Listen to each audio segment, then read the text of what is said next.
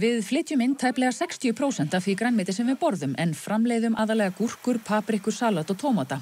Sú framleiðsla mjög háð innfluttum tilbúnum áburði. Þá eru nánast eingöngu notaðar innfluttar umbúðir, innflutt sáðvara, yfirbreiðslur, innréttingar, plöntuvarnarefni og humlur til fræfunar. Framleiðslan nýtur jarðhitans og víða mjög tæknivædd. En það bara stillt þannig, það ákveðnum tíma eftir í hvenær lýsingin byrjar á mótnana, þá byrjað að vökva. Og þá líka passað upp að hitastig, tölvan passar að opna gluggana ef það verður of heitt eða of kalt og slekkur á ljósunum meðan sólin skín. Hversu háð ertu aðfengum, segjum til dæmis ef allt færi á versta veg og það myndi lokast landi í einhvern tíma?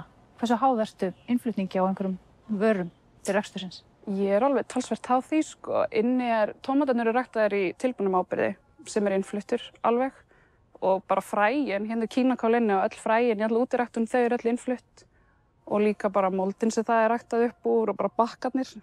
Hvernig myndirðu geta haldið áfram næsta árið eða 2 án aðfang?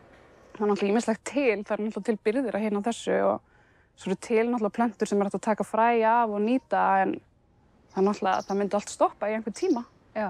Og það myndi þurfa að gera hlutin allt öðruvísi líka til að koma sér aftur á stað.